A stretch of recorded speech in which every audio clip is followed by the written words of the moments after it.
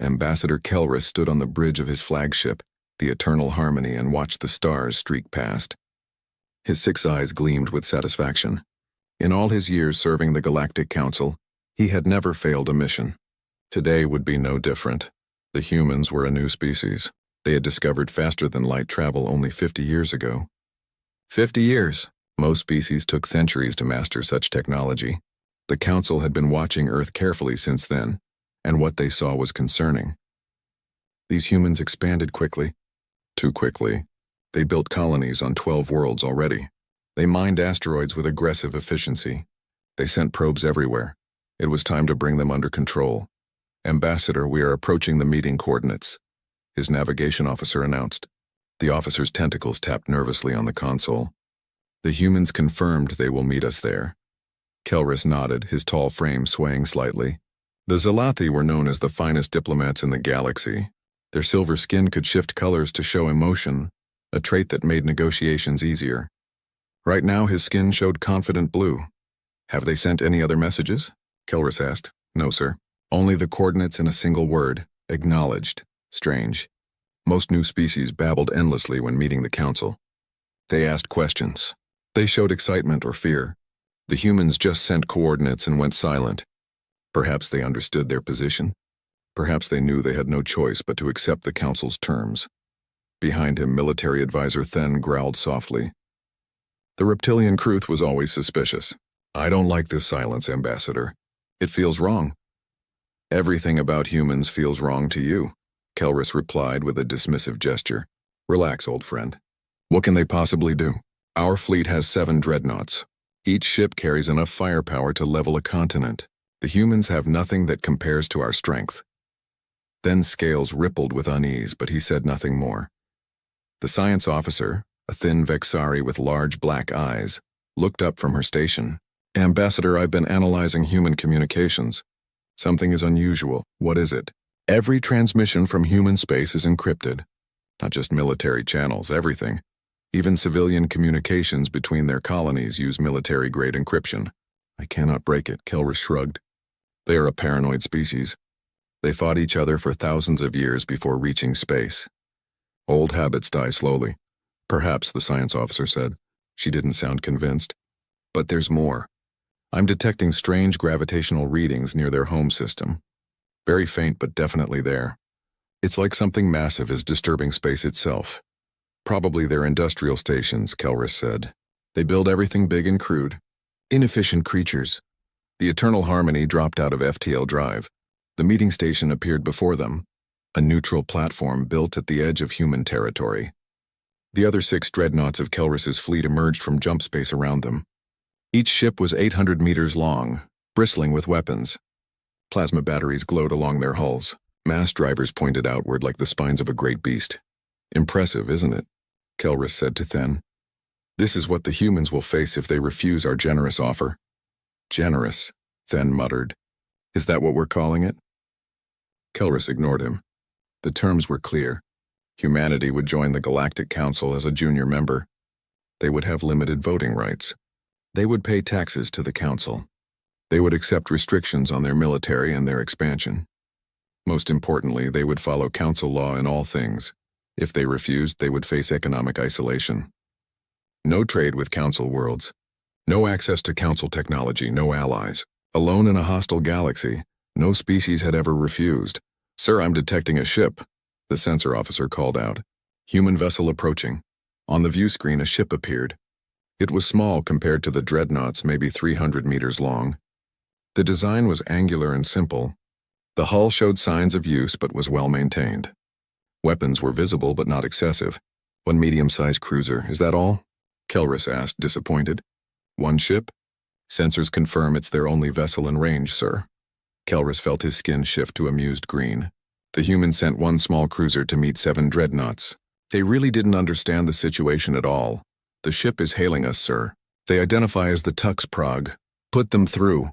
A human face appeared on the screen. She was female, with dark hair pulled back neatly. Her face was smooth and unreadable. She wore a simple black uniform with minimal decorations. Her eyes were brown and steady.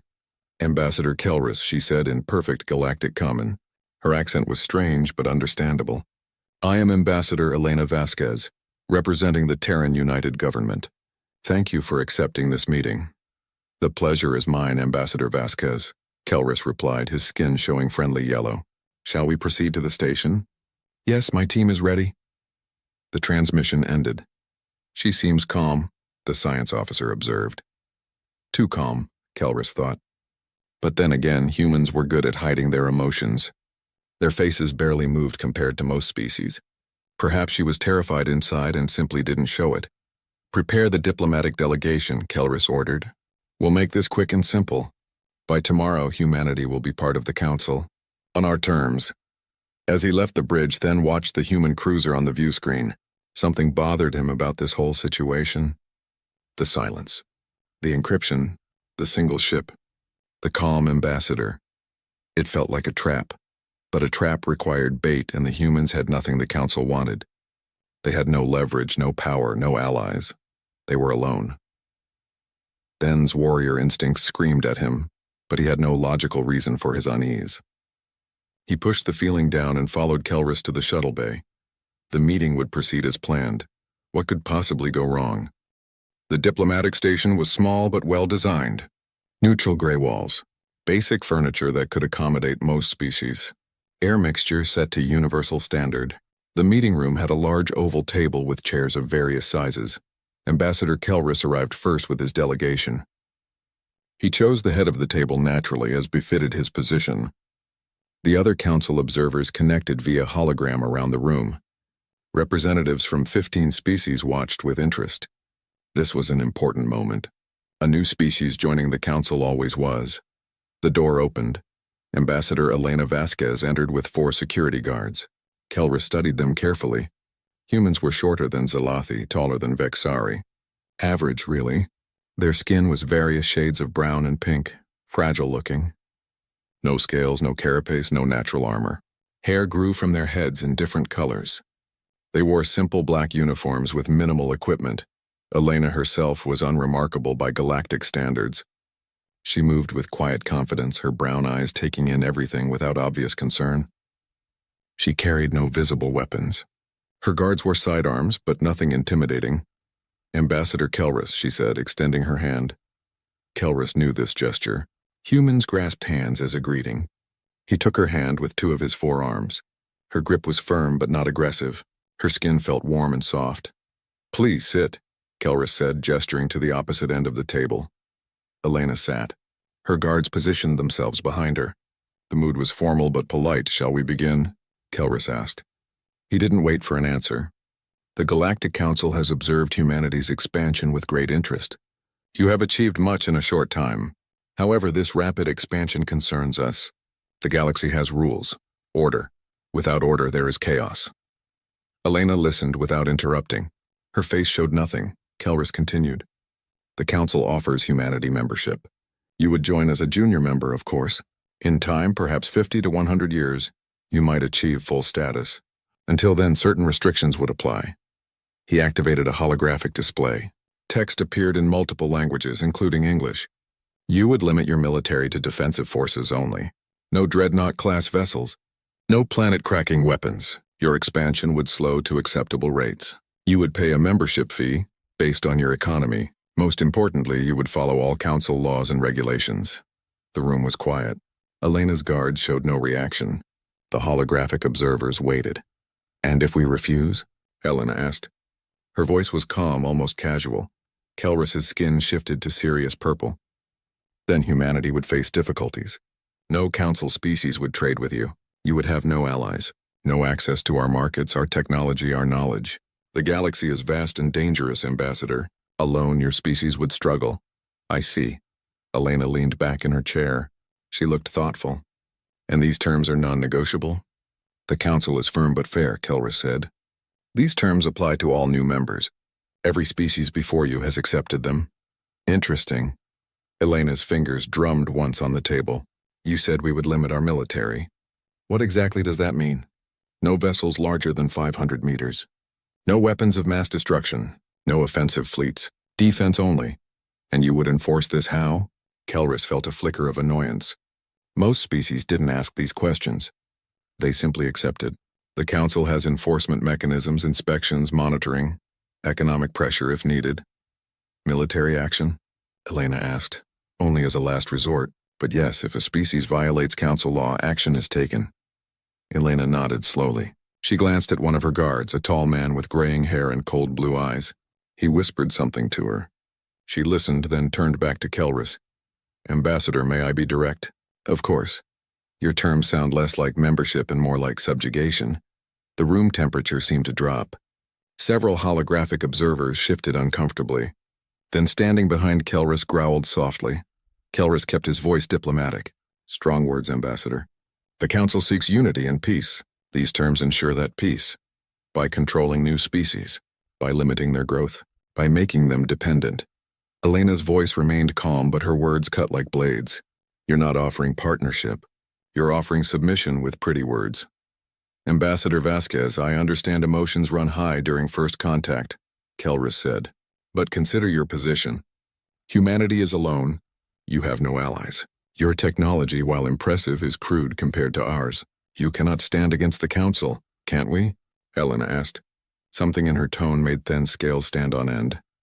I don't believe you understand the situation, Kelris said. His skin shifted to warning orange. I brought 7 dreadnoughts to this meeting. 7 ships that could destroy every human colony within weeks. This is not a threat. This is reality. The Council has thousands of such ships. Humanity has nothing that compares. Elena was quiet for a long moment. Then she smiled. It was not a happy smile. Ambassador Kelris, you're right about one thing. Humanity is different from other species you've encountered. But not in the way you think, meaning, most species you meet have peace in their nature. They fight when necessary, but they prefer cooperation. Humanity is not like that. Elena leaned forward. We spent 10,000 years killing each other.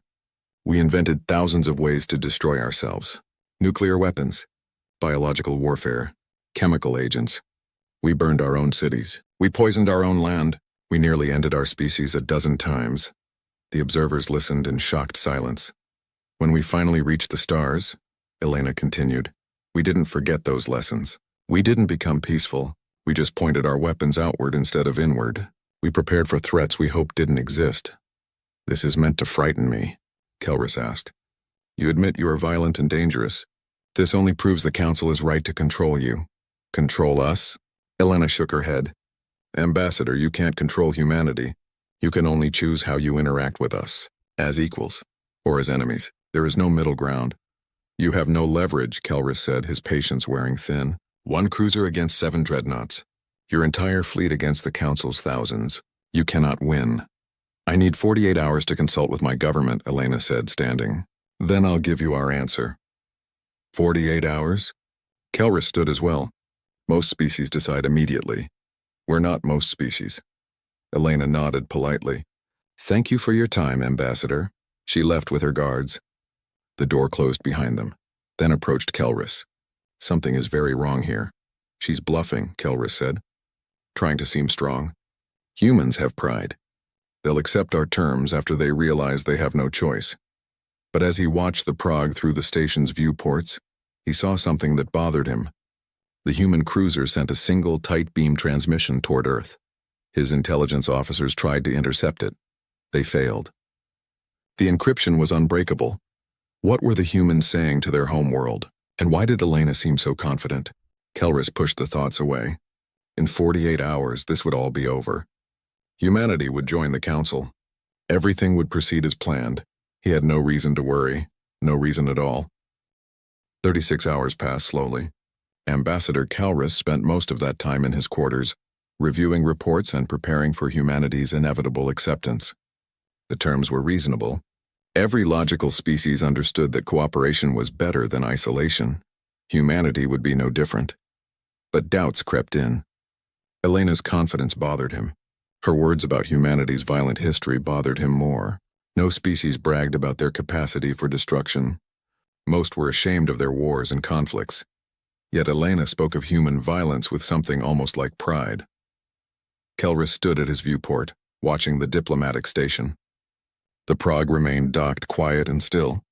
No communications came from it. The humans waited in silence. The door chimed, then entered without waiting for permission. "We have a problem," the crew said. "What kind of problem?" "The fleet is getting restless. The captains want to know why we're waiting. They say the humans are stalling. They want to apply pressure." Kelris turned from the viewport. "What kind of pressure?" "They suggest we move closer to human territory. Show them our strength. Remind them what they're facing. That seems aggressive. It's a show of force, nothing more." Then scales rippled. "We stay in neutral space, but we drift closer to their border. Let them see our ships. Let them understand." Kelris considered this. Elena had been confident, perhaps too confident. A reminder of the Council's power might help her understand reality. It wasn't a threat, not really. "Just a demonstration. Very well," he said. "Order the fleet to advance.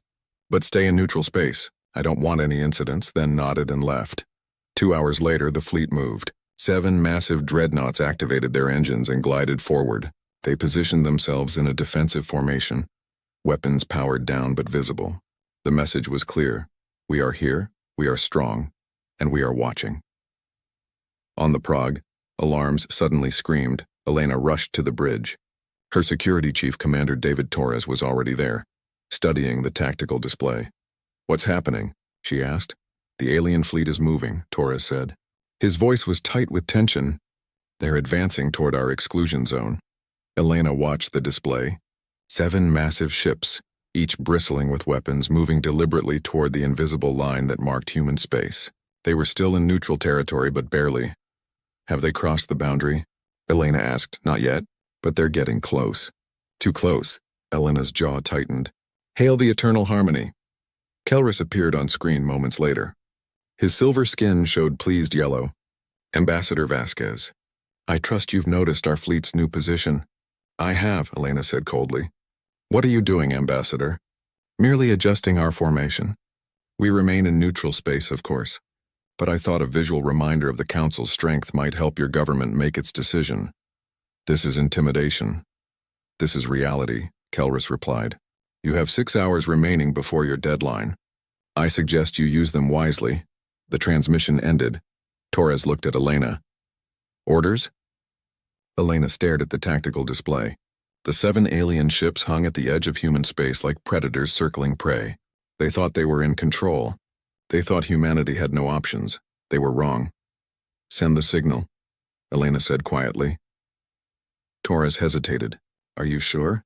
"Once we do this, there's no going back. They forced our hand." "Send it."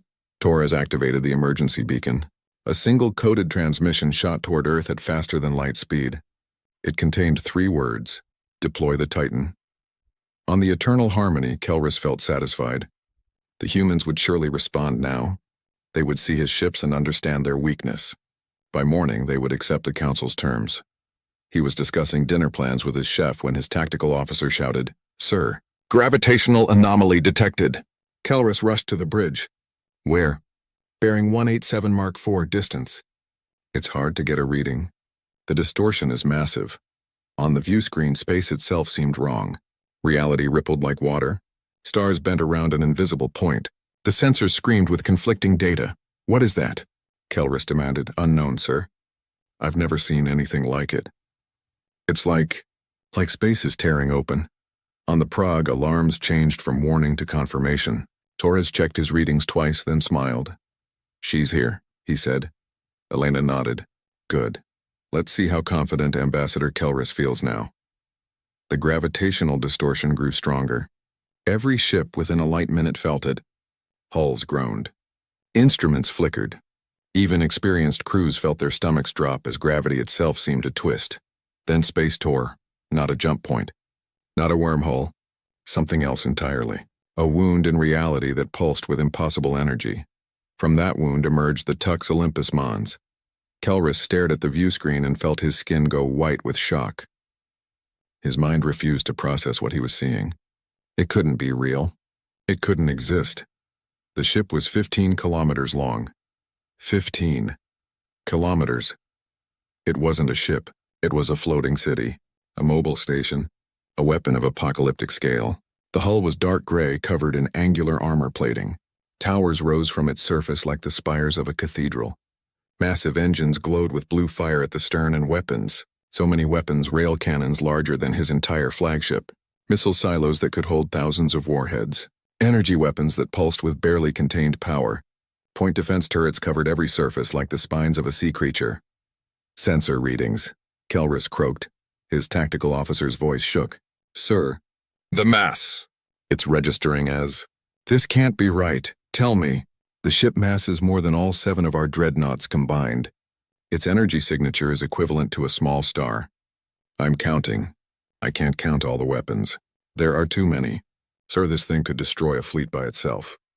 On the Prague, Elena opened a channel to the Eternal Harmony. Ambassador Kelris, she said calmly. Allow me to introduce the Tux Olympus Mons Titan-class warship, flagship of Earth's defense fleet. Kelris couldn't speak. His skin flickered through every color at once. New voice came over communications, deep, calm, absolutely.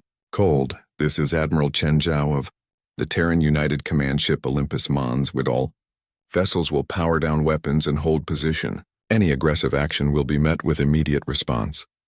On the Eternal Harmony's tactical display, a nightmare appeared. The Olympus Mons had locked weapons on all 7 dreadnoughts simultaneously.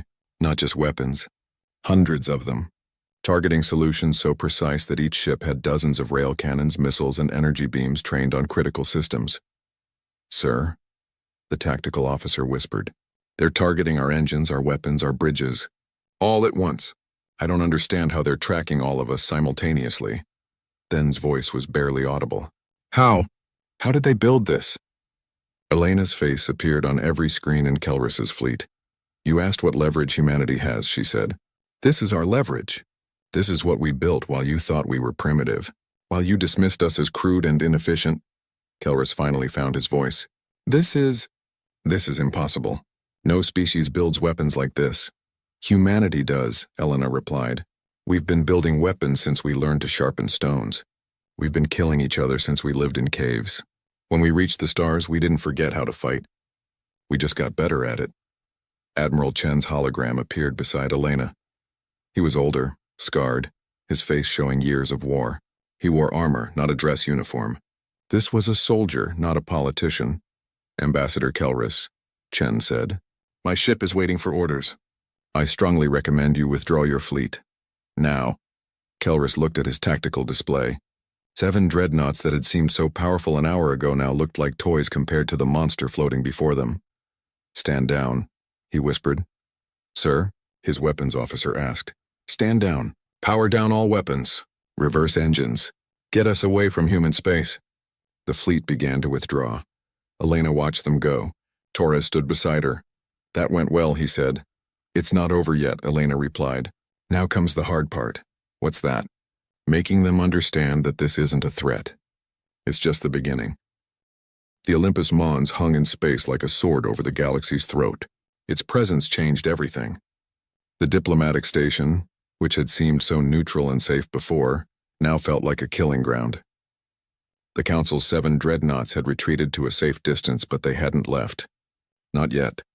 Ambassador Kelris sat in his quarters, staring at nothing. His skin couldn't settle on a single color. It shifted constantly between fear white and confusion gray. His hands trembled. How had the Council missed this? How had their intelligence failed so completely? A chime at his door, then entered looking grim. The Council is demanding answers, the Kruth said. They want to know what happened. They want to know what that ship is. They want to know why we didn't see it coming. I don't have answers, Kelris said. His voice sounded hollow. We watched human space. We monitored their communications. We saw nothing. We saw what they wanted us to see, then said. He sat down heavily. We underestimated them. We thought they were primitive, crude. We were wrong. Kelris's communication console beeped. An incoming message from the Prague. From Elena. He accepted it. Elena's face appeared calm as ever. Ambassador Kelris, I believe it's time we continued our discussion. Your ship, Kelris began, then stopped. He didn't know what to say. The Olympus Mons, Elena said. Yes, impressive, isn't she? 15 kilometers of engineering excellence. It took us 20 years to build her. 20 years of research, development, and construction. All in secret. Secret, Kelris repeated. How? We were watching. You were watching what we showed you, Elena said. Our civilian colonies, our merchant ships, our public communications. You saw a young species fumbling with new technology. You saw what we wanted you to see. Kelris felt sick. The Council had been deceived. Completely and utterly deceived. We learned something important from our history, Elena continued. The best weapon is the one your enemy doesn't know you have. While you were watching our colonies, we were building shipyards in deep space, hidden, shielded. We moved resources slowly, carefully. We encrypted everything, and we built. Why? Kelris asked. If you wanted peace, why build such weapons? Elena's expression hardened. Because we learned another lesson from history. Peace without strength is just an invitation to conquest. We've seen it on Earth 1,000 times. The weak are always dominated by the strong. We decided we would never be weak. A new communication window opened. Admiral Chen appeared, Ambassador Kelris, Chen said. I think it's time we had an honest conversation. All of us. No more diplomatic dancing. Elena nodded, agreed. Ambassador, we're inviting you back to the diplomatic station. Bring whoever you wish. Let's discuss terms. Real terms. 2 hours later, they met again. This time, the mood was completely different. Kelris entered the room like a condemned man. Then and his entire senior staff followed. The holographic observers from the council were silent, watching with something close to fear. Elena and Admiral Chen waited. Elena sat at the table. Chen stood behind her, his arms crossed. He looked like he had been carved from stone. Kelris sat down. He didn't try to take the head of the table this time. You wanted honesty, he said, so let me be honest.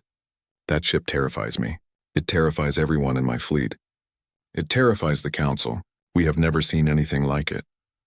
We know, Elena said simply. How many do you have? Kelris asked. He had to know, Chen answered. The Olympus Mons is one of 12 Titan-class warships. 3 are operational. 4 are in final construction. 5 are in early stages. 12. The number hung in the air like a death sentence. 12 planet killers, Then said quietly. No, Chen corrected. 12 fleet killers. We don't kill planets. We protect them. There's a difference. Kelris's scientific officer spoke up hesitantly. How did you do it? Our technology cannot create ships that large. The structural stress alone would tear them apart. You can't build them because you don't think like we do, Chen said. Your species fight when necessary. For humans, war is our nature. We've been perfecting it for 10,000 years. We know materials, stress points, weapon systems, tactics. We know how to kill efficiently because we've been killing each other since the beginning. When we went to space, Elena added, we took all that knowledge with us. We designed every ship as if we would face an enemy fleet tomorrow. The Olympus Mons uses fusion antimatter hybrid reactors. Our rail cannons fire projectiles at 0.2 light speed. Our AI warfare systems can process 1 million tactical scenarios per second. AI systems? Kelris asked, alarmed. You use artificial intelligence in combat? Extensively, Chen said. Our AI works with human commanders, not against them. We learned to trust our machines because we built them right. Kelris felt dizzy. Every answer revealed how far ahead humanity was. Not in peaceful technology. In war. Your council offered us terms, Elena said, her voice sharp. Junior membership. Restricted rights. Limited military. Monitored expansion. You treated us like children who needed guidance. We made a mistake, Kelris admitted. What else could he say? You made several mistakes, Chen said. First, you assumed you were stronger. Second, you assumed we would be grateful for your attention. Third, you thought you could intimidate us.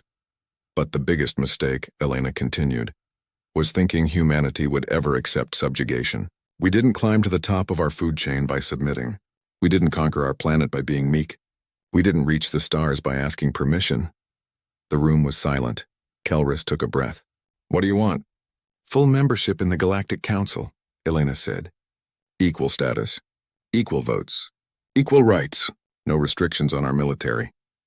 No monitoring of our expansion. Full sovereignty. The Council will never agree, Kelris said weakly. Then the Council will face consequences, Chen said. His voice was flat, final. We're not threatening war. We're stating facts. Humanity will expand. We will defend our interests. We will not accept limits placed by others. You can work with us as equals or you can try to stop us. Choose wisely. You would fight the entire Galactic Council? Kelris asked. If necessary, Chen replied. But it won't come to that. Because your council is logical. They'll run the numbers. They'll analyze our ships. They'll realize that even if they could defeat us, the cost would be catastrophic. Hundreds of council ships destroyed, Entire fleets crippled. And for what? To force humanity into submission? We would fight to the last ship, Elena said quietly. To the last human. That's what you don't understand about us. We've faced extinction before. We've fought wars that killed millions of our own people. We survived. We always survive, then leaned forward. You're talking about mutual destruction. We're talking about mutual respect, Elena corrected. The Council can have humanity as an ally. Equal partners working toward common goals. Trade, technology exchange, cultural sharing, defense against external threats. All of this is possible. Or you can have us as an enemy, Chen added. And I promise you, Ambassador, humanity makes a terrible enemy. Kelrus looked at the holographic observers. They stared back, silent and shocked. He thought about the Olympus Mons hanging in space. He thought about 11 more such ships being built. He thought about the Council's thousands of ships facing 12 Titans in battle. The math was brutal. Even if the Council won, it would be a victory that left them crippled. I will take your terms to the Council, Kelrus said finally. I will recommend they accept. Recommend strongly, Elena said. I will. Kelrus stood slowly. He felt old and tired. For what it's worth, Ambassador, I understand now. I understand why you built these ships. I understand why you hide your strength. Do you? Elena asked. You're afraid, Kelrus said. You reached for the stars and found you weren't alone. You didn't know if we would be friends or enemies, so you prepared for the worst. Elena's expression softened slightly. Yes, we're afraid. But fear makes us strong, not weak. It keeps us alert. It keeps us ready. The galaxy is not as dangerous as you think, Kelrus said. Perhaps, Chen replied, but it only takes one threat to end a species. We won't take that chance, Kelrus nodded. He understood that too. Different species, different histories, different lessons learned. The Council species had found peace through cooperation. Humanity had found peace through strength. Both paths had merit, both paths had cost. 1 week, Elena said. We'll give the Council 1 week to respond. After that, we proceed on our own terms. 1 week. Kelrus agreed. As he left the station, he looked at the Olympus Mons one last time. In the distance, he could see the Prague, so small next to its massive guardian. Humanity had brought a god to the negotiating table, and gods did not bow. The Galactic Council convened an emergency session 3 days later. The Great Chamber orbited a neutral star, accessible only by special permission. Representatives from 47 species filled the circular room, some in person, others via hologram. At the center stood the Council high seats, 7 elder representatives who had guided the galaxy for 300 years. High Seat Morena, a wise Vexari with black eyes that saw through deception, called the session to order. Her voice echoed through the chamber. We gather to address the human question, she said. Ambassador Kelrus, present your report. Kelrus stood. His silver skin was steady now, showing formal gray. He had prepared for this moment. He had practiced his words. But as he began to speak, he realized nothing could truly convey what he had witnessed. High Seats Council members, he began. I must revise every assessment we have made about humanity. He activated the holographic display. The Olympus Mons appeared, rotating slowly for all to see. The chamber erupted in chaos. Species that prided themselves on logic gasped. Warrior races that feared nothing showed alarm. Peaceful species that abhorred violence recoiled. This is one human warship, Kelrus said over the noise. They call it a Titan class. It masses more than any ship in our fleets. It carries weapons we can barely comprehend. And they have 12 of them. 12, High Seat Voran repeated. The reptilian elder's scales showed deep blue, the color of serious concern. You're certain? Admiral Chen Zhao confirmed it directly, Kelrus said. 3 are operational. 9 are under construction. A Kruth representative stood. Then we destroy them now. Before they finish building. Strike while we have numerical advantage. No, Kelrus said firmly. That would be a mistake. Why? The Kruth demanded. Are you a coward? I am cautious, Kelrus replied. And I have seen what humans can do. High Seats, with your permission, I would like to share what I learned about humanity. Morena nodded. Speak, Kelrus took a breath. Humans are not like us. They are not peaceful by nature. For 10,000 years they fought each other. They created weapons specifically to kill their own species. Nuclear bombs, biological plagues, chemical weapons. They fought wars that killed millions. They nearly destroyed their own planet multiple times. This proves they are dangerous, Voran said. This proves we must control them. No, Kelra said. It proves we cannot. You see, humans learned something from their wars. They learned that the only way to have peace is to be too strong to attack. They call it peace through strength. When they reached the stars, they didn't become peaceful. They just redirected their weapons outward. He changed the display. Images appeared of human weapons, rail cannons, missile systems, energy weapons, kinetic kill vehicles. Each design was efficient, brutal, effective. They have been preparing for first contact for 50 years. Kelris continued. While we watched their colonies and commerce, they built shipyards in deep space. Hidden, shielded. They moved resources carefully. They encrypted everything military grade. They showed us a young species fumbling with technology. We saw what they wanted us to see. Deception, High Seat Thera said coldly. The crystalline being's voice chimed like breaking glass. They lied to us. They protected themselves, Kelris corrected. They didn't know if we were friends or enemies, so they prepared for the worst. Can we blame them? If we encountered an unknown civilization, wouldn't we be cautious? Silence fell. The council members looked at each other uncomfortably. Morena spoke. What are humanity's demands? Full membership, equal status, no restrictions on military or expansion, complete sovereignty. The chamber exploded again. Representatives shouted. Some called for war. Others urged caution. A few suggested negotiation. High Seat Corvin, a massive bear-like creature, slammed his fist on the table. The sound echoed like thunder. Silence, he roared. We are the Galactic Council, not a marketplace of frightened merchants. We will discuss this rationally. The noise died down. Kelris, Corvin continued. In your professional opinion, what would happen if we refused humanity's terms? Kelris had hoped to avoid this question, but he had to answer truthfully. They would withdraw from all council contact. They would continue expanding on their own terms. They would build more Titan-class ships. Within 50 years, they would have a fleet we cannot match. Within a century, they would be the dominant military power in this region of space. And if we attacked them now? Varan asked. Kelris looked at the high seats. I consulted our military analysts. They ran the scenarios. He pulled up another display. Battle simulations played out in fast motion. Council fleets surrounding human space. The Titan-class warships responding. Ships exploding. Casualties mounting. We could win, Kelris said quietly. If we committed our entire military, if we sacrificed 200, perhaps 300 ships, if we accepted casualties in the millions, and that's assuming the humans don't have other weapons they haven't revealed. Acceptable losses, the Kruth representative said. Are they? Kelris challenged. 300 ships destroyed. Millions dead. And for what?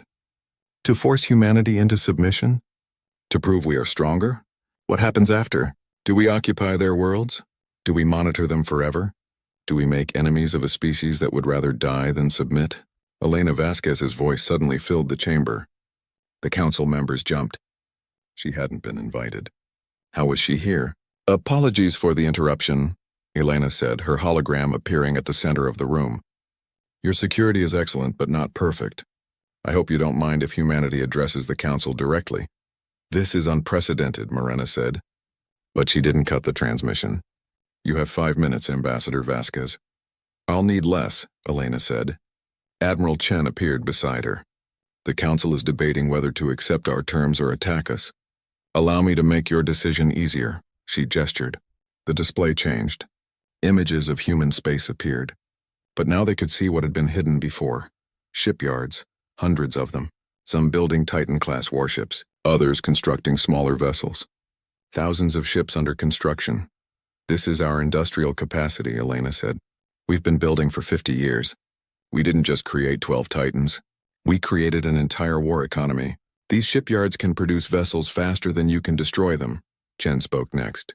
Council members, let me be clear. We don't want war. We're not conquerors. We don't want your territory or your resources. We want respect. We want to be treated as equals. But if you attack us, Elena continued, we will defend ourselves with everything we have. Every shipyard. Every weapon. Every soldier. We survived nuclear war. We survived environmental collapse. We survived ourselves. Do you really think we can't survive you? Varan's scales showed angry red. You threaten us? No, Chen said. We inform you. There's a difference. Threats are what the weak make. We're stating capability and intent. Elena stepped forward. Imagine a different future. Humanity is a full council member. Our ships defending council space. Our technology shared. Our resources traded. Our cultures exchanged. We could be valuable allies. Or, Chen said, imagine 50 years of Cold War. Humanity building independently. Other species looking at us and wondering why you tried to suppress us. The council fracturing as members question your judgment. It's your choice. The transmission ended. The chamber was silent for a long time. Finally, Morena spoke. High seats, we must deliberate. Representatives, you are dismissed. Return in 2 hours. The chamber emptied. The 7 high seats remained. They've outmaneuvered us, Thera said. They showed strength, offered alliance, and made war seem too costly. Masterful. They learned from their own history, Morena said thoughtfully. Humanity has fought so many wars. They understand power dynamics better than we do. So we surrender? Varan demanded. We adapt, Corvin said. We have 2 choices. Fight a war we might win but would cripple us, or accept humanity as equals and gain a powerful ally. They deceived us, Voran insisted. They protected themselves, Morena corrected, as we would have done in their position. As we should have done. Our mistake was assuming they were weak because they were young. We won't make that mistake again. The vote took place 2 hours later. 47 species cast their decision. 39 voted to accept humanity's terms. 8 abstained. None voted for war. Elena received the message aboard the Prague. She read it twice, then smiled. We did it, Torres said beside her. We did, Elena agreed. Now comes the hard part. What's that? Living up to our promises. Being the ally we said we'd be. Proving that humanity deserves this seat at the table. She looked out at the Olympus Mons, still hanging in space like a monument to human determination. We built these ships because we were afraid, she said softly. Now we need to prove we're more than our weapons. Will the council trust us? Torres asked. Elena shrugged. In time, trust is earned. We'll earn it. But as she watched the stars, she knew the truth. Humanity had won this battle with strength. Now they had to win the peace with wisdom. It would be much harder. 1 week after the council's vote, Elena Vasquez stood before the assembled representatives in the Great Chamber. This time she was not a hologram. She was there in person, wearing formal diplomatic attire. Behind her stood Admiral Chen and 3 other human representatives. No weapons, no guards. Just 5 humans facing the galaxy. High Seat Morena gestured to an empty seat among the inner circle. Not in the outer rings where junior members sat. In the inner circle where full members belonged. Ambassador Vasquez, Morena said. On behalf of the Galactic Council, we welcome humanity as a full member. Please take your seat. Elena walked forward. Her footsteps echoed in the silent chamber. She sat down. And in that moment, humanity's status in the galaxy changed forever. Thank you, High Seat, Elena said. Humanity is honored to join this council. We come in peace, seeking friendship and cooperation. Peace, Voran said dryly, backed by 12 planet-killing warships. Elena met his gaze steadily. Yes, we believe in peace, but we also believe in being prepared. Our history taught us that lesson in blood and fire. We hope to never use those ships, but we will always have them ready. An honest answer, Corvin said, approval rumbling in his voice. I can respect that. Morena raised a hand. Let us be clear about expectations. Humanity is now a full member of this council. You have equal votes, equal rights, and equal responsibilities. You will participate in council decisions. You will contribute to council defense. You will respect council laws. We understand, Elena said, and we accept these responsibilities. However, Thera chimed, we must also acknowledge the reality. Humanity has military capabilities that exceed most council members. This changes the balance of power. It does, Elena agreed, which is why I want to make something clear to everyone here. She stood, her voice carrying to every corner of the chamber. Humanity's weapons are defensive. We built them to protect ourselves and our interests. We will not use them for conquest. We will not threaten council members. We will not bully smaller species. Noble words, Voran said. But words are easy. Actions prove intent. Agreed, Elena said. Which is why humanity makes this offer to the council. Our military technology, our ship designs, our defensive systems. We will share them. The chamber erupted in shocked conversation. Species whispered to each other. Even the high seats looked surprised. Admiral Chen stepped forward. Not everything, he clarified. We won't give away our most advanced weapons. But defensive systems, shield technology, sensor arrays, these we will share. For a price. What price? Corvin asked suspiciously. Trade agreements, technology exchange, cultural programs. We want to integrate into the galactic community. We want to be part of something larger than just humanity, but we will do it as equals, not as subjects. Morena considered this, a generous offer. Perhaps too generous. What do you truly want, Ambassador? Elena smiled slightly. High Seat, may I be completely honest? Please. Humanity is terrified, Elena said simply. The chamber fell silent. We reached the stars and discovered we're not alone. For 50 years we've been preparing for the worst, building weapons, training soldiers, ready for war. But that's not the future we want. She gestured to the assembled species. Look at this council. 47 species working together, sharing knowledge, maintaining peace. This is what we want. We want to be part of this. We want our children to grow up in a galaxy where different species cooperate instead of fighting. But we're still afraid, Chen added. We're afraid of being conquered, afraid of being controlled, afraid of losing our freedom. So we built the Titans. We built weapons that make us too dangerous to threaten. It's the only way we know how to feel safe. Fear is a powerful motivator, Thera said, but it is also limiting. How long will you let fear guide you? As long as necessary, Elena replied. Maybe forever. Or maybe eventually we'll learn to trust. But trust takes time. It takes shared experiences. It takes proving to each other that we can cooperate. She returned to her seat. So here's what humanity proposes. We join the council fully. We participate in defense agreements. We share some technology. We trade. We learn about your cultures and you learn about ours. Slowly, carefully, we build relationships. And your Titan-class warships? Foran asked. They stay, Chen said flatly. Non-negotiable. But they won't be used aggressively. They're deterrence, insurance, a guarantee that humanity will never be subjugated. Some species will see them as threats, Morena said. Some species will, Elena agreed, and that's unfortunate. But we won't disarm to make others comfortable. We tried that on Earth. The peaceful species were always conquered by the aggressive ones. We won't make that mistake again. High Seat Corvin leaned back in his massive chair. I fought in wars long ago, before the Council achieved peace. I understand military thinking. And I tell you this, Ambassador, your weapons make you powerful, but they also make you responsible. We know, Elena said seriously. Every time a threat emerges, the Council will look to your Titans, Corvin continued. Every time we need military strength, you will be called upon. Are you prepared for that burden? Elena and Chen exchanged glances. They had discussed this possibility. Yes, Elena said. If Council space is threatened, humanity will respond. We'll defend our allies. That's what allies do. Good, Corvin said. Then I welcome you properly, Ambassador. The Council needs strong members. Members who understand that peace must sometimes be defended with force. The vote was formalized. Humanity's full membership was recorded in Council history. Documents were signed. Ceremonies were performed. It was all very official and dignified. But the real moment came later in a small side chamber. Ambassador Kelris approached Elena privately. I underestimated you, he said without preamble. I underestimated your entire species. I apologize. Apology accepted, Elena said. You weren't wrong to be cautious. New species are unpredictable. You followed Council protocol. I followed prejudice, Kelris corrected. I saw young species and assumed weakness.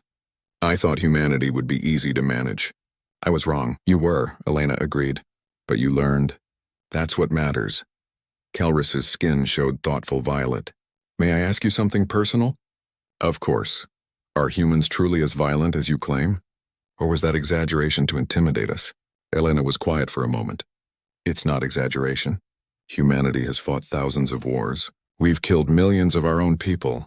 We created weapons specifically designed to end our species. Nuclear bombs that can destroy cities.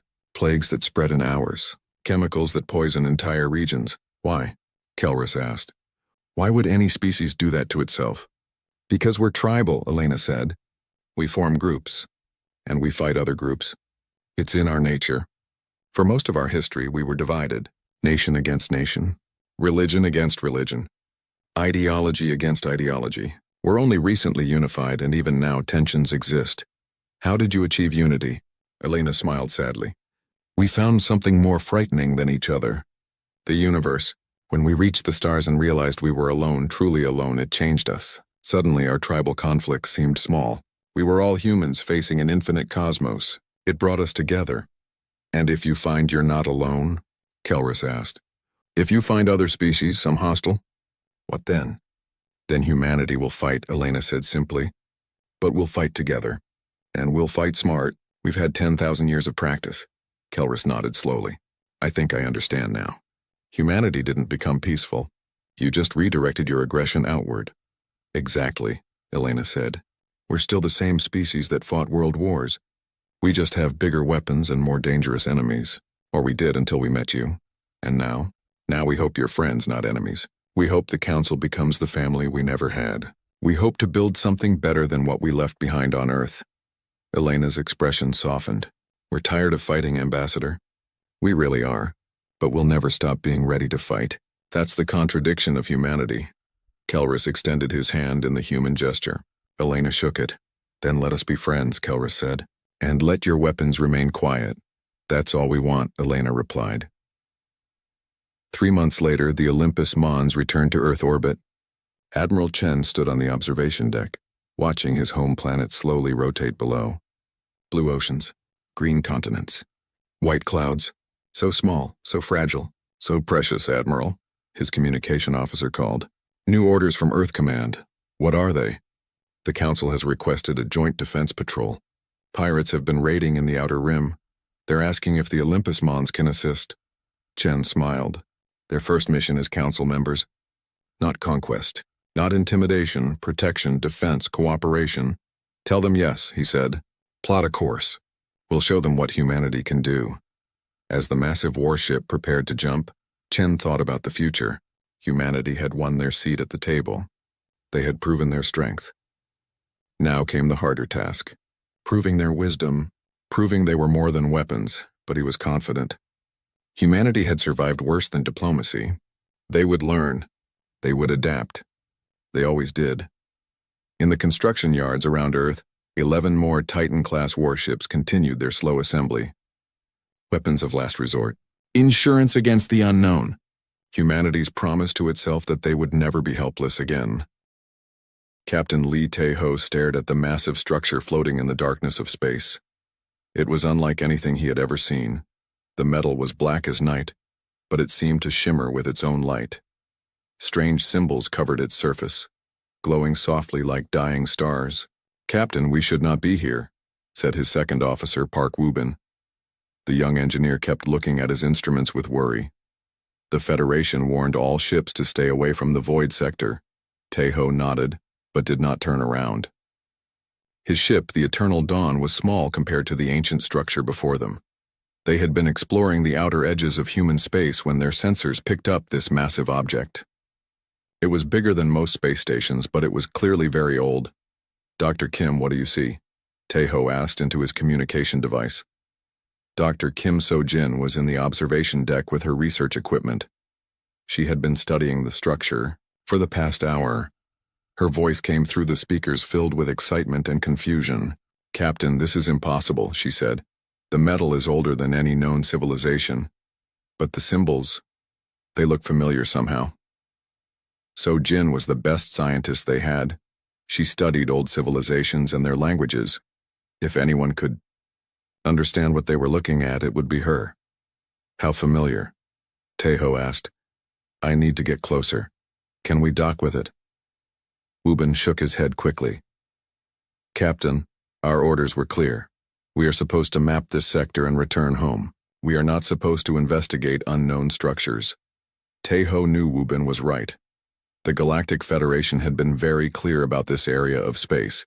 They called it the Void Sector because nothing was supposed to be here. Most star maps showed it as empty space. But now they had found this ancient structure and Tae-ho could not ignore it. Scan for life signs, he ordered. The ship's computer worked for several minutes before responding. No life detected. The structure appears to be dormant. However, there is a weak power source still active. Sojin's voice came through the speakers. Again. Captain, I am reading something incredible. Those symbols are not just familiar, they are a form of ancient human writing. Everyone on the bridge stopped what they were doing. Ancient human writing was not supposed to exist. Humans had only been traveling in space for a few thousand years. They were one of the youngest species in the galaxy. That cannot be right, Wubin said. Humans are new to space. We barely had writing when other species were building star empires. I know what I am seeing, Sojin replied. These symbols match patterns found in the oldest human ruins on Earth. But this structure is millions of years old. Taeho made his decision. We are going to dock with it. Prepare an exploration team. Captain, Wubin started to protest. I know the risks, Taeho said firmly. But we cannot ignore this. If Dr. Kim is right, this changes everything we know about human history. The docking process took 2 hours. The ancient structure had docking ports that seemed designed for ships like theirs, which was strange. How could something millions of years old be compatible with modern human ships? Taeho, Sojin, and 2 security officers entered the structure through an airlock. The air inside was breathable, though old and stale. Emergency lighting activated as they moved through the corridors, as if the station knew they were there. The walls were covered with the same glowing symbols they had seen outside. Sojin ran her portable scanner over them, recording everything. These are definitely human in origin, she said. But the language is more advanced than anything in our historical records. It is like seeing a fully grown tree when you expected a seed. They found a large central chamber filled with strange technology. In the center was a massive crystal that pulsed with blue light. Around it were workstations with screens and controls that looked surprisingly familiar. Captain, one of the security officers called out. You need to see this. He was standing in front of a wall covered with star maps. But these were not ordinary maps. They showed the entire galaxy, with thousands of points marked in the same glowing symbols. Sojin studied the maps with growing amazement. These points mark human settlements. But look at the dates. She pointed to symbols at the bottom of each map. If I am reading this correctly, these settlements are millions of years old. That is impossible. Wubin's voice came through their communication devices. He had stayed on the ship to monitor their exploration. Humans were not even evolved. Millions of years ago. Suddenly, the crystal in the center of the room began to pulse faster. The screens around it came to life, displaying streams of information in the ancient human language. It is activating, Sojin said with excitement. The station is waking up. Before anyone could stop her, she approached one of the workstations. As soon as she touched the controls, the crystal flared with brilliant light. Information began flowing from the station's computers into her portable devices. Dr. Kim, step away from that console, Taeho ordered. Captain, this is incredible. It is downloading the entire database, star maps, historical records, technology specifications. This information could revolutionize everything we know about human civilization. Alarms began sounding on their ship. Wubin's voice crackled through their communications, filled with panic. Captain, we have Federation ships approaching fast, 3 heavy cruisers moving at maximum speed. Taeho grabbed Sojin's arm. We need to leave now. Just a few more minutes, she pleaded. The download is almost complete. We do not have a few more minutes. The download finished just as Federation ships arrived in the system. Taeho and his team rushed back to their ship and undocked as quickly as possible.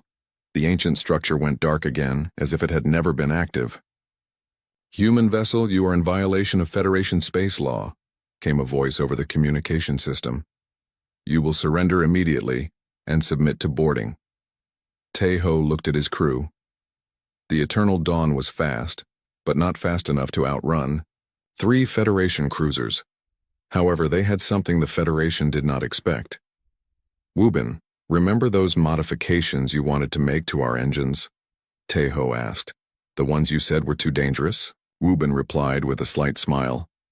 Now would be a good time to try them. As Federation ships closed in, the Eternal Dawn suddenly accelerated beyond what should have been possible.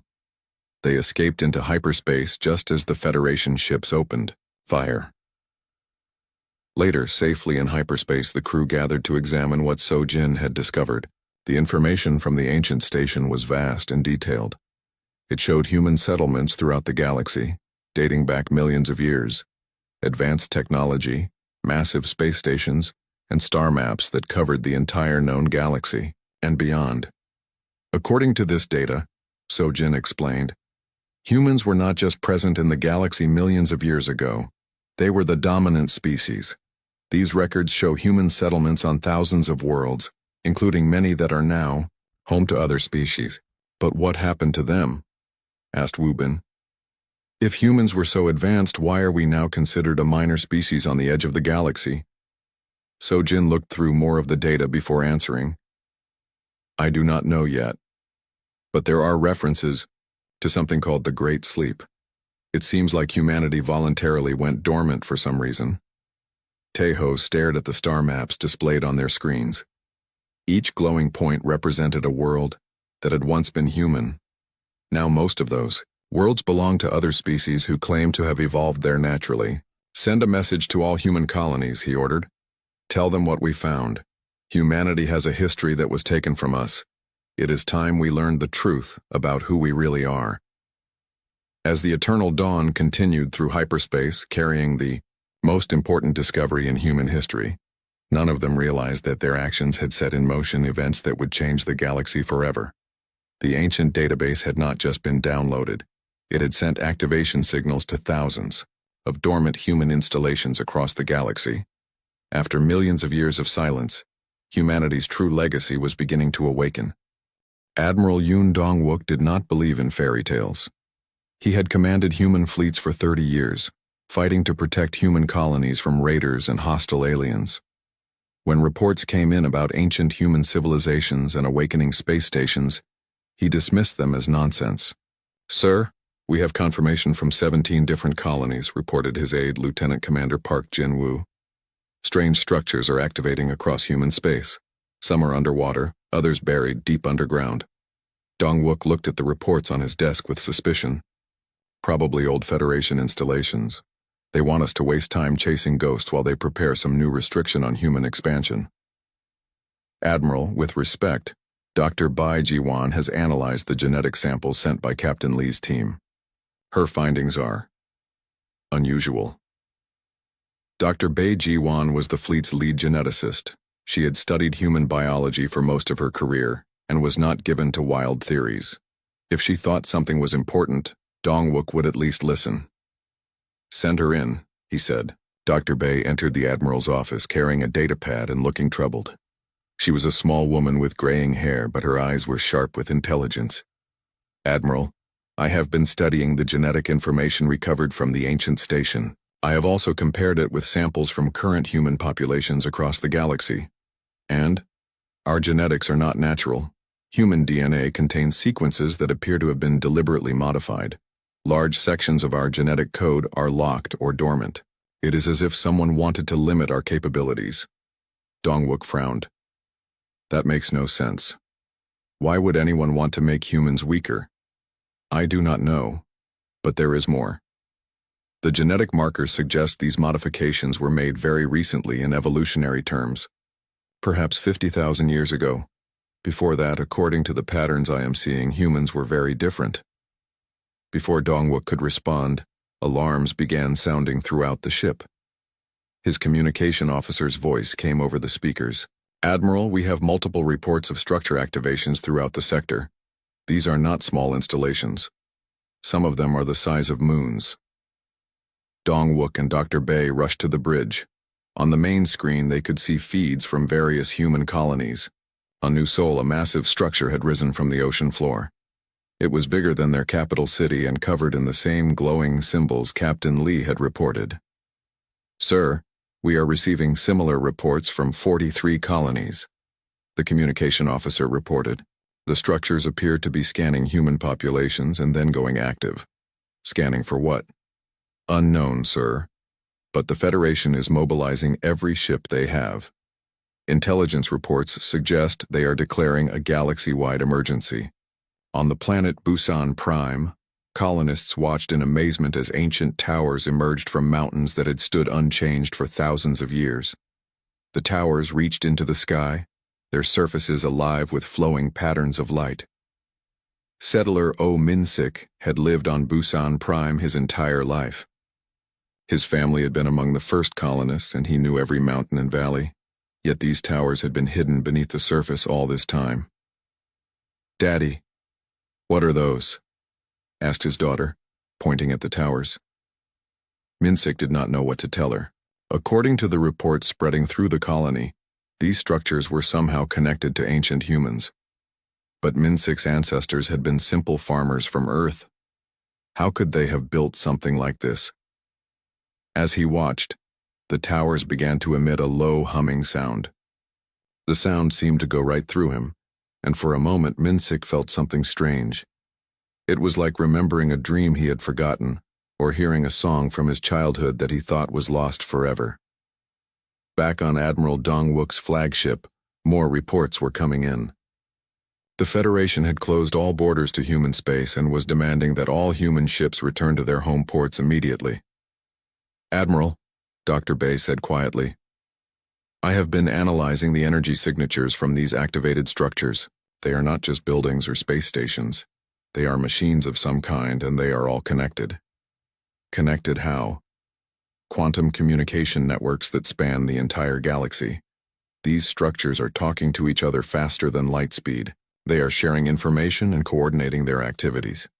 The main screen showed a galaxy-wide map with thousands of points of light appearing.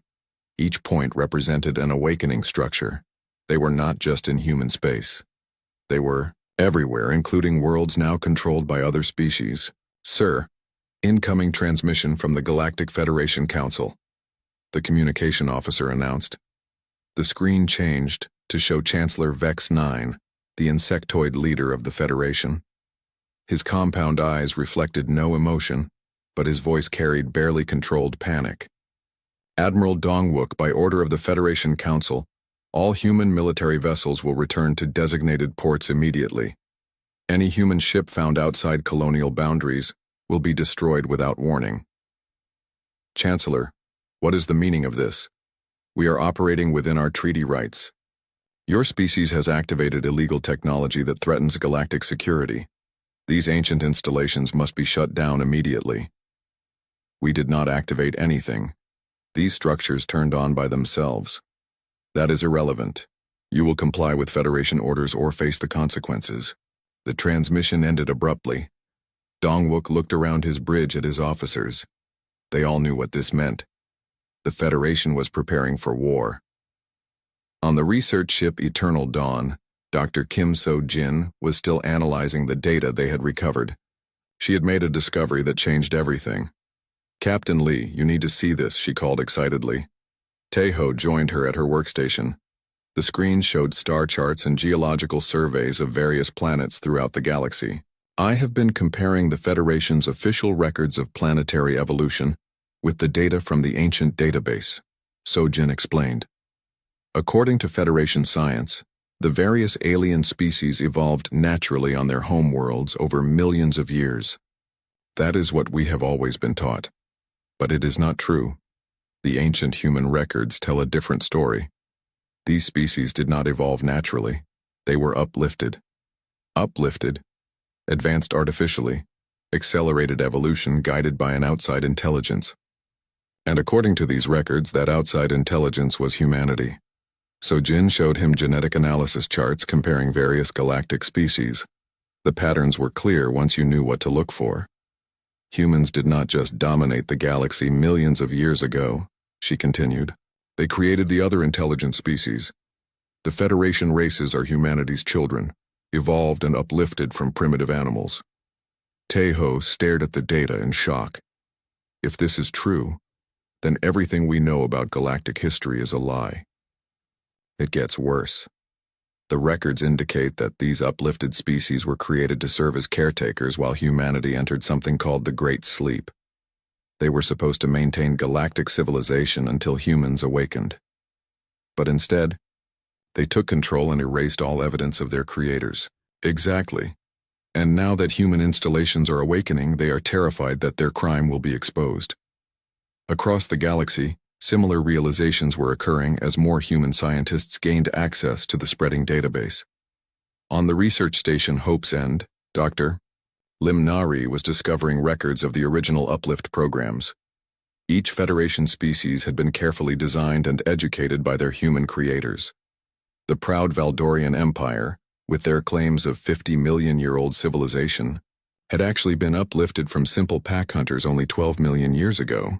The wise Centauri collective, who presented themselves as the galaxy's eldest philosophers, were created from hive-minded insects and given individual consciousness by human genetic engineers. Every major power in the galaxy owed their existence to humanity, and they had spent millions of years covering up that fact. Dr. Nari sent her findings to every human colony she could reach. The response was immediate and overwhelming. Humans throughout the galaxy began demanding answers from their governments and from the Federation itself.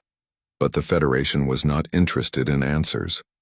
They were preparing a solution that would ensure these questions were never asked again. Admiral Dong-wook received intelligence reports that Federation fleets were massing at strategic points around human space. The numbers were overwhelming. Every Federation species was contributing ships to what appeared to be the largest military force in galactic history. "Sir, they outnumber us 1,000 to 1, reported his tactical officer. "Then we will have to be smarter than them," Dong-wook replied grimly. He turned to Dr. Bay, who had remained on the bridge studying her genetic data. "Doctor, these modifications you found in human DNA, is there any way to reverse them?" "Theoretically, yes, but it would require advanced medical technology we do not possess." "What about the technology in these awakening installations?" Dr. Bay looked thoughtful. "It is possible. If these structures really are ancient human technology, they might contain the means to restore our original genetic capabilities." As if, responding to their conversation, new signals began coming from the awakening installations. They were not just scanning humans anymore. They were sending out complex patterns that seemed designed to activate something in human physiology. On colonies throughout human space, people began reporting strange experiences. Enhanced reflexes. Chancellor Kang Min-ho had governed the human colonies for 15 years. He had always believed that diplomacy could solve any problem. But, as he looked at the Federation ultimatum on his desk, he realized that some problems could only be solved with strength. "They want us to destroy our own heritage sites," he said to his council. "They claim these awakening structures are weapons that threaten galactic peace." "Are they weapons?" asked Defense Minister Yang Soo-jin. "Dr. Lim Na-ri's research suggests otherwise," replied Science Advisor Lee Dong-hyun. "The structures appear to be restoration facilities designed to reverse genetic modifications and restore human capabilities." Nari had spent the last week analyzing data from awakening sites across human space. Her findings painted a picture of galactic history that was both amazing and terrifying. "Chancellor, I need to brief you on what we have discovered," Nari said as she entered the council chamber. She looked exhausted but determined. "The Federation has been lying to us for millions of years. They are not the ancient civilizations they claim to be. They were created by humanity as caretaker species while our ancestors entered a planned dormancy period." "That is an extraordinary claim," Min-ho replied. "I have extraordinary evidence. The genetic patterns are clear. Every Federation species shows signs of artificial uplift. Their DNA contains markers indicating guided evolution, and the guidance signatures all point to human origin." Nari activated a holographic display showing the galaxy. Thousands of points lit up across the starfield. "These are all former human worlds, according to the ancient database. Most are now occupied by Federation species who claim they evolved. There naturally. But the geological record shows clear signs of previous human habitation." "What happened to those humans?" asked Minister Yang. "According to the records, they entered stasis chambers deep within the planetary cores. The plan was for them to sleep while their uplifted children maintained galactic civilization. When the time was right, the humans would awaken and resume their role as guides and teachers. But that never happened. No. Instead, the uplifted species suppressed all evidence of their creators and took control of the galaxy for themselves. They even modified the remaining human populations to limit their capabilities and erase their memories. The council chamber fell silent as the implications sank in. Everything they had been taught about human history was false. They were not a young species struggling to find their place in an ancient galaxy. They were the galaxy's original inhabitants, betrayed by their own children. Dr. Nari, how many humans are still in stasis? Asked Minho. Based on the activation patterns we are seeing, potentially millions. Every time a restoration site comes online, it sends wake-up signals to nearby stasis facilities. As if summoned by their conversation, alerts began sounding throughout the government complex. Communications Officer Park Jin-soo rushed into the chamber. Chancellor, we have a priority transmission from the Kepler system. Something is happening at the archaeological site on Kepler 7. The holographic display changed to show a feed from the Kepler system. On the planet's surface, massive structures were rising from underground. But these were not empty installations. Humans were emerging from them, but they looked different from modern humans. They were taller, moved with perfect coordination, and their eyes held knowledge that seemed ancient. One of them approached the colony's communication array and began speaking. His voice carried an authority that commanded attention. I am Jin Hyuk-soo of the First Colony. I have slept for 3,700,000 years. The Great Sleep was meant to last only until our children were ready to govern themselves. Why do I wake to find them ruling as tyrants over our diminished descendants? The transmission was being broadcast across the galaxy. Every human colony received it, and emergency sessions were called in Federation capitals throughout known space. Minho realized that the situation had moved far beyond his ability to control. These awakening humans, whom Dr. Nari was calling the Forgotten, possessed knowledge and technology from humanity's golden age. They would not be content to hide in the shadows while their people suffered under Federation rule. Get me, Admiral, Dong-wook, he ordered. The Admiral appeared on the communication screen moments later. His ship was near the border of human space, watching Federation fleet movements. Admiral, what is our military situation? Not good, Chancellor. The Federation has assembled the largest war fleet in recorded history. They are positioning ships around every human system. If this turns into a shooting war, we cannot win through conventional means. What about unconventional means? Dong-wook's expression grew thoughtful. The awakening installations are providing our people with enhanced abilities. Our pilots are showing improved reflexes, our engineers are solving problems they should not understand, and our scientists are grasping concepts that previously took years to learn. Is it enough? I do not know yet, but I have received reports that some of the awakening sites are not just restoration facilities. They contain manufacturing systems and defense networks. On the planet Jeju Nova, Chief Engineer Song Ki-tai was experiencing this firsthand. The installation that had awakened near his colony was producing materials and components using technology he could not fully understand, but somehow knew how to operate. It is like the knowledge is already in my head, he explained to his team. I look at these control systems and I just know what to do, even though I have never seen anything like them before.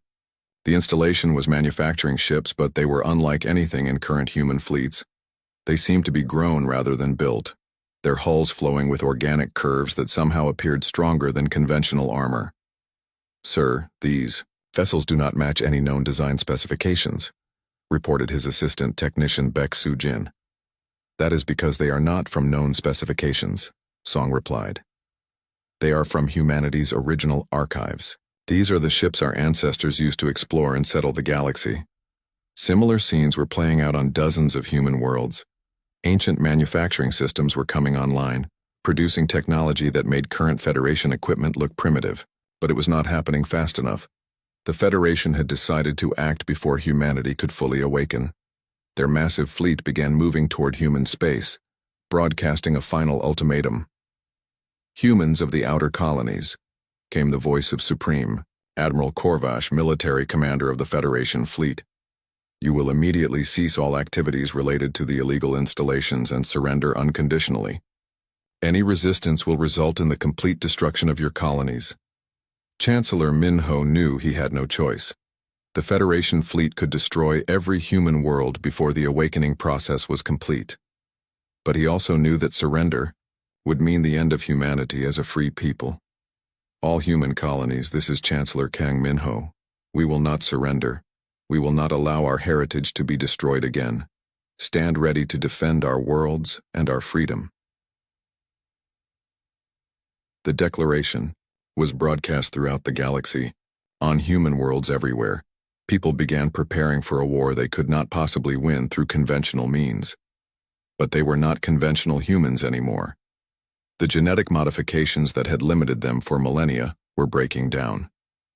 The knowledge of their ancestors was flowing back into their minds. And deep beneath their worlds, ancient humans were awakening with capabilities that the galaxy had forgotten. Dr. Nari had discovered one more crucial piece of information in the ancient archives. The Great Sleep had not been voluntary. Humanity had been forced into stasis by a coordinated attack from their uplifted children. The current crisis was not the first time the Federation had tried to eliminate their creators. Chancellor, there is something else you need to know, she said privately to Minho. The attack 3 million years ago that forced humanity into the Great Sleep was not the end of the war. It was just the beginning of a very long pause. What do you mean? The ancient records indicate that humanity prepared for the possibility that their children might betray them. They built safeguards, contingency plans, and weapon systems that would activate if they were ever threatened with extinction again. Are you saying we have hidden defenses? I am saying that the Federation may have just made a very big mistake. They think they are attacking a weak, primitive species, but they are actually attacking the species that created them. And that species had millions of years to prepare for this exact situation. As Federation fleets moved into attack positions around human worlds, automated systems that had slept for millennia began to stir. The galaxy was about to rediscover why humanity had been the dominant species long before any of the current civilizations existed. The children were about to learn that their parents were not as helpless as they appeared. General Shin Jae-wook opened his eyes for the first time in 3 million years. The stasis chamber around him dissolved like morning mist, and he stepped out into a world that had changed beyond recognition. He stood 2 meters tall, his body perfectly preserved by ancient technology. His mind held memories of the galaxy when humanity had been its guiding force. He remembered the day they had chosen to sleep, trusting their uplifted children to care for the worlds they had built together. Status. Report, he said aloud, though no one was present to hear him. The installation's artificial intelligence responded immediately. General Shin, you have been in stasis for 3,712,000 years. Emergency awakening protocols were triggered by threat assessment systems. Humanity is under attack. Show me. Holographic displays surrounded him, showing the current state of the galaxy. He saw human colonies under siege by Federation fleets. He saw his descendants, genetically modified to be weaker and smaller than their ancestors. He saw a galaxy ruled by the species he remembered, as eager students and trusted allies. How many of us remain, he asked. Approximately 2 million humans are awakening from stasis across the galaxy. However, current human populations number in the billions. They have been isolated on frontier worlds and deliberately kept ignorant of their heritage. Jae-wook felt a mixture of sadness and anger. The Great Sleep was meant to be temporary, a way to allow their children time to mature and learn to govern themselves. Instead, those children had committed the greatest betrayal in galactic history. Activate all defense protocols, he commanded. It is time to remind the galaxy who we really are. Across the galaxy, ancient systems that had waited patiently for millions of years began to stir. On the human colony world of Incheon Prime, Dr. Han Yu-jin was experiencing changes she could not fully understand. Yu-jin had been a quantum physicist before the awakening began. She had spent her career struggling with equations and theories that seemed just beyond her grasp. Now, as genetic locks in her mind dissolved, concepts that had taken her years to partially understand became as clear as simple arithmetic. The quantum manufacturing systems are not just producing ships, she explained to her research team. They are reshaping matter at the subatomic level. We can literally turn one element into another. Her assistant, Dr. Park Seung-won, looked at the displays with amazement. How is that possible? It should not be according to our current understanding of physics, but our ancestors understood principles we have forgotten. They could manipulate the basic forces of the universe in ways we considered impossible. The installation Yujin was studying had produced a small fleet of vessels overnight. But these ships were unlike anything in current human space forces. They moved without visible propulsion, their hulls seeming to bend space around them. Dr. Han, incoming transmission from Admiral Dong-wook, announced Communications Officer Lee Min-jun. VR. Admiral's image appeared on their screen. He looked tired, but determined. Dr. Han, I need your expert opinion. Our scouts report that Federation fleets are using weapons and tactics we have never seen before. They are desperate to win this quickly. What kind of weapons? Star killers. Devices that can destabilize a sun and destroy an entire solar system. They are prepared to commit genocide to prevent humanity from fully awakening. Yujin felt something change inside her as she heard this. Knowledge that was not her own began flowing through her mind. She suddenly understood weapon systems and defensive technologies that had been used in humanity's ancient wars. Admiral, tell all human colonies to activate their planetary defense grids. The installations should respond to the command Solar Shield Protocol. What will that do? It will protect our worlds from star killers and any other weapons the Federation might use. Our ancestors faced similar threats before. On the bridge of his flagship, Admiral Dong-wook gave the orders. Across human space, colonists spoke the ancient words into their communication systems. The response was immediate and spectacular. Massive energy fields appeared around human worlds, shimmering barriers that extended far into space. When Federation scouts tested these shields with conventional weapons, their shots simply disappeared, absorbed by technology that operated on principles they could not understand. But the real surprise came when General Shin Jae-wook and the other awakened humans began to coordinate their actions. They possessed knowledge of military tactics and strategy that spanned millions of years. They understood how to fight wars on a galactic scale. The Federation believes they have us surrounded, Jae-wook explained to a gathering of awakened humans on the world of Mokpo Station. They think they can destroy us before we fully recover our strength. They are making the same mistake they made 3 million years ago.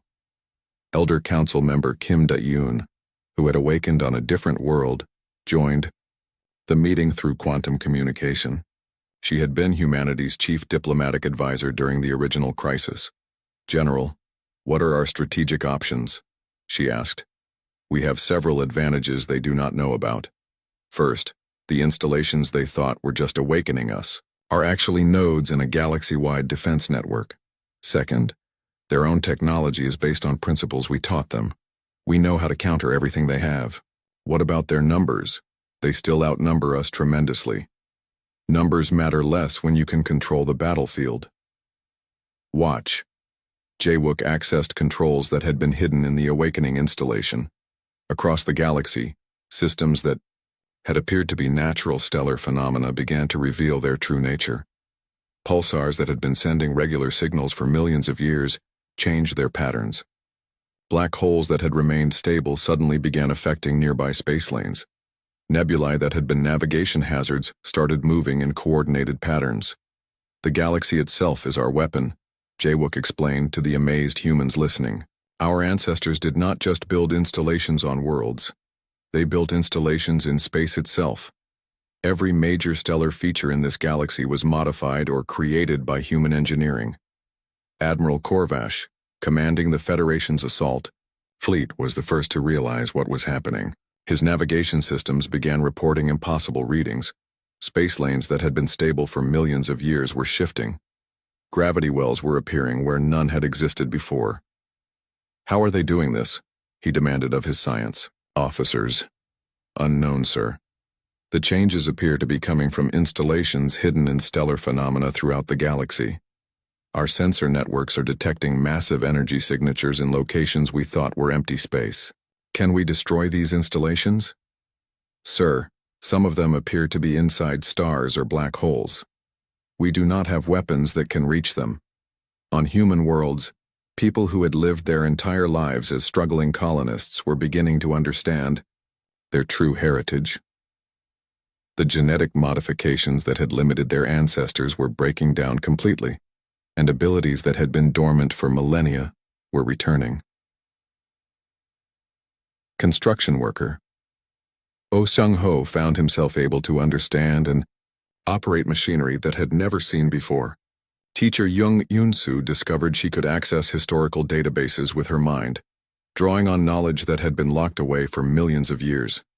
It is like waking up from a dream, Yoon-soo explained to her students. We thought we were young and weak because that is what we were told. But we are the descendants of the people who built this galaxy. The children listened with wide eyes as she told them stories from the ancient archives, stories of humans who had traveled to other galaxies, who had created new forms of life, who had built structures that lasted for millions of years. But the most important discovery came when Dr. Yu-jin realized the true purpose of the quantum manufacturing systems. They were not just making ships and equipment, they were preparing for something much larger. General Shin, I think I understand the final phase of the awakening process, she reported during a secure transmission. These installations are not just restoring our people and our technology. They are preparing to implement the restoration protocol. Explain. According to the archives, if humanity was ever threatened with extinction, the installations were programmed to begin a complete reset of galactic civilization. Every world, every species, everything would be returned to its original state from before the uplift programs. Jae-wook was quiet for a long moment. The restoration protocol had been humanity's ultimate safeguard, a way to undo millions of years of galactic development if their children proved unworthy of the gift they had been given. How long until the protocol can be implemented? Based on current activation rates, perhaps 72 hours. But General, if we use it, billions of sentient beings will lose their intelligence and return to their pre-uplift forms. Entire civilizations will vanish.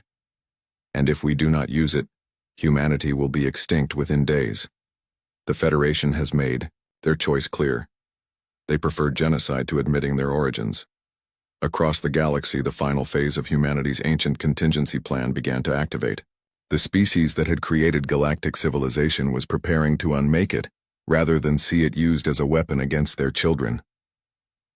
The Federation had awakened a sleeping giant, and that giant was remembering why it had once ruled the stars. Commander Oh Seung-ho had never commanded a starship before the awakening began. He had been a simple construction worker on the colony world of Gwangju Prime, but as his genetic heritage restored itself, knowledge flowed into his mind like water, filling an empty well. Now he stood on the bridge of a vessel that had grown itself from raw materials in less than 6 hours. The ship was alive in ways that current technology could not explain. It responded to his thoughts as much as his voice.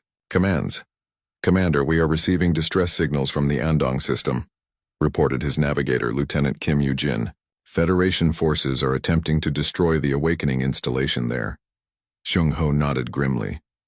The Federation had realized that conventional attacks on human colonies were useless against their restored defenses. Now they were targeting the installations themselves, trying to prevent more humans from awakening. Set course for Andong. Maximum velocity.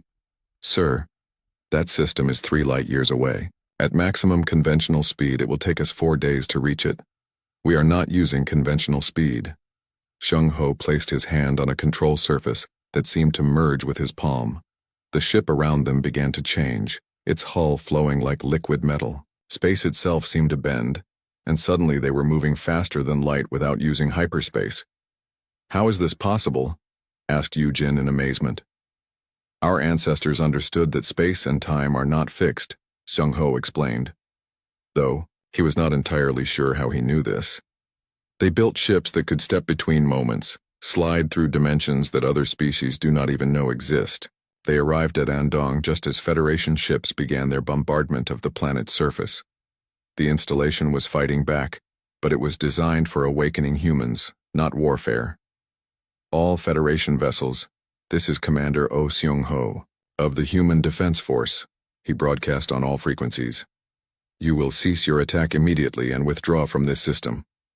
The response came from Admiral Korvash himself. Human vessel, you are outnumbered 50-1. Surrender now and you will be treated according to galactic law. Admiral, you are attacking children while they sleep. There is no law that permits that. Those installations contain technology that threatens the stability of the galaxy. They must be destroyed. Seung-ho looked around his bridge at his crew. They were all former colonists like himself, people who had discovered abilities they never knew they possessed. But they were still learning to use their restored heritage. Admiral, I will give you one chance to withdraw peacefully. Our ancestors created your species to be better than this. Your ancestors are dead. You are insects pretending to be giants. Then let us show you what insects can do. The human ship moved with impossible grace, sliding between Federation vessels, like a dancer avoiding raindrops. Its weapons were not the crude energy blasts used by current technology. They were focused applications of fundamental forces that could reorganize matter at the molecular level. Federation ships that were hit did not explode. They simply stopped working, their weapon systems transforming into harmless metal sculptures, their shields becoming decorative light displays. What are they doing to our ships? Korvash demanded of his tactical officer. They are rewriting our technology at the quantum level. Our weapons are being turned into art projects.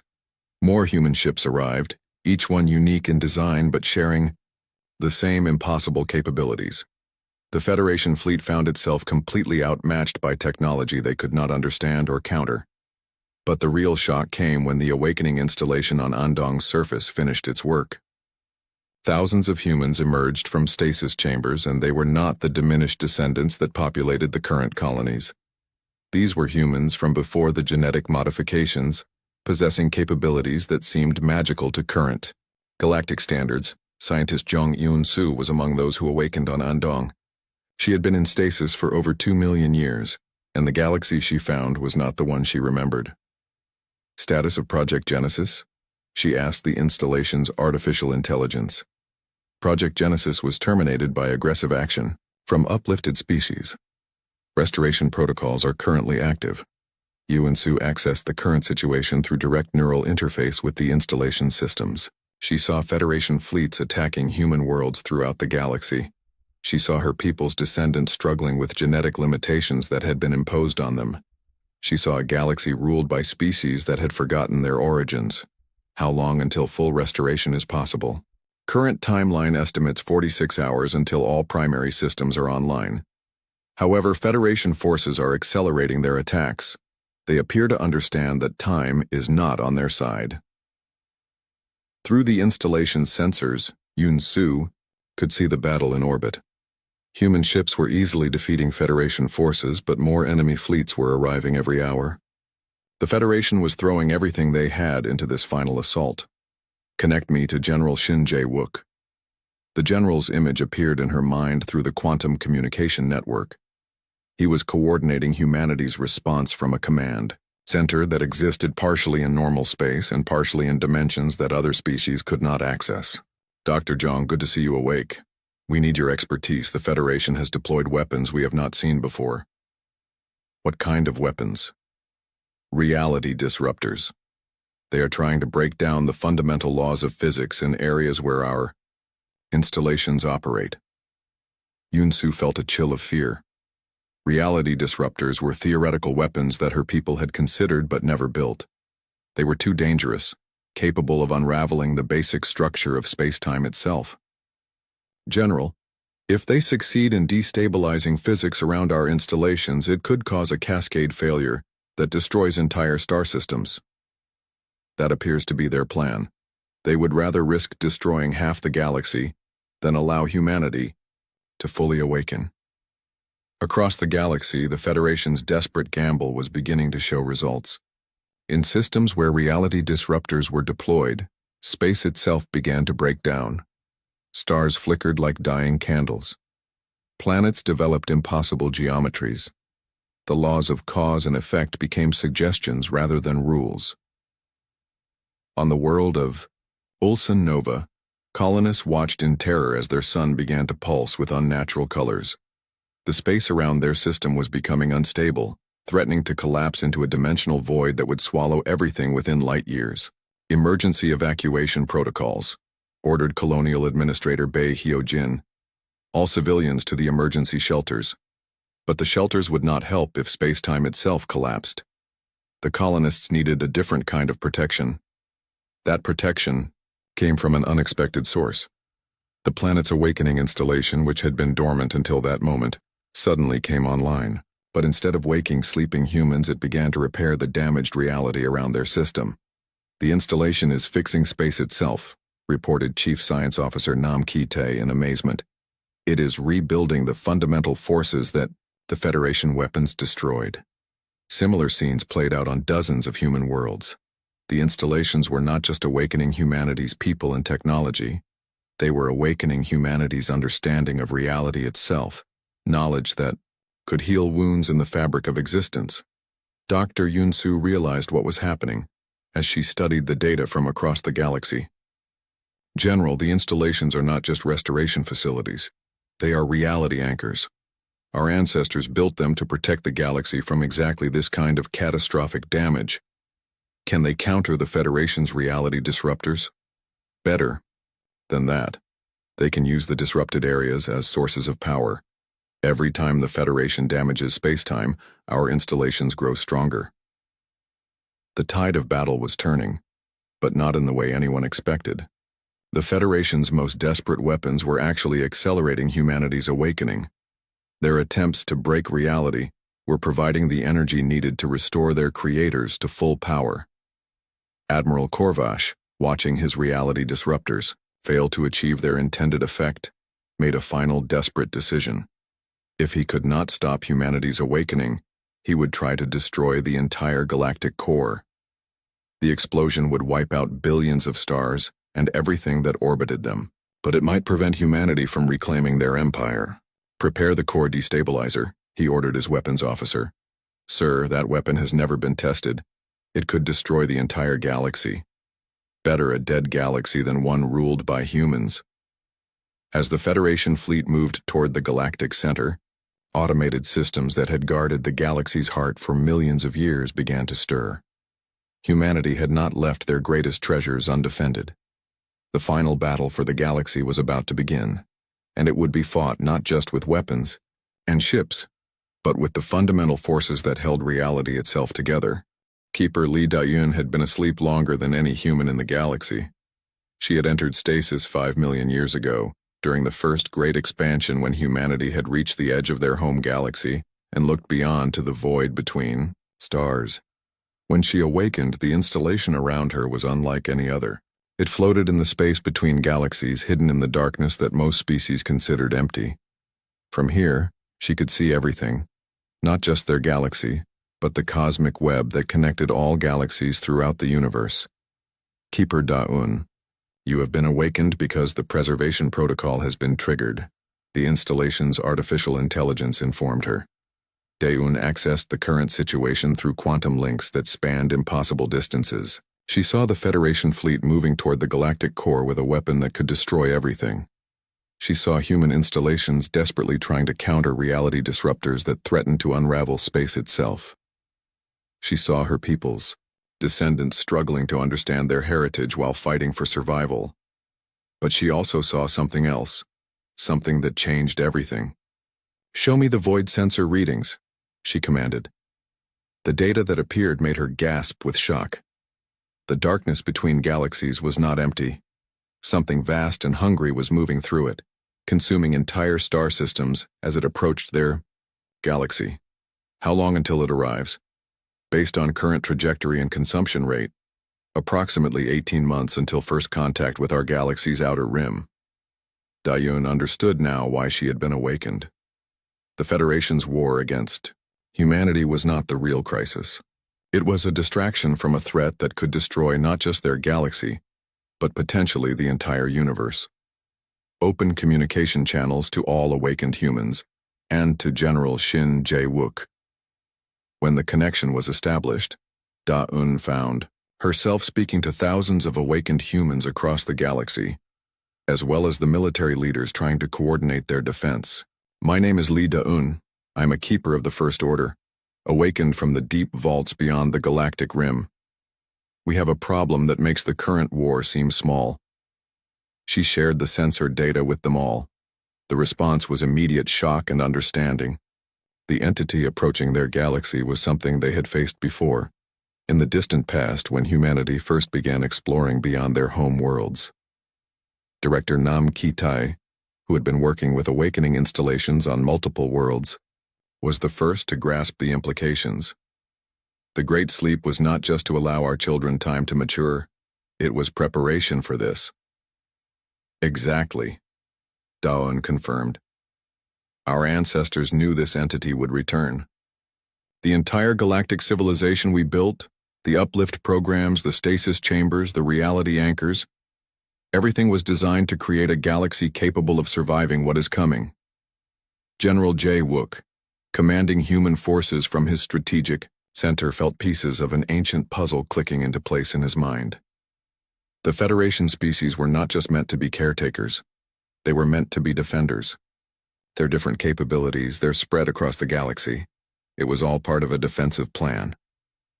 But they forgot their purpose, added Dr. Jong Yun-soo from her research station. They became so focused on maintaining power that they lost sight of why they were given that power in the first place. The revelation changed everything. As the information spread through the quantum communication network, humans throughout the galaxy began to understand their true situation. They were not fighting a war for dominance. They were trying to restore a defense system that had taken millions of years to build. On the Federation flagship, Admiral Korvash was preparing to activate the core destabilizer when his science officers detected something that made them freeze with terror. "Admiral, we are reading massive energy signatures from the galactic rim.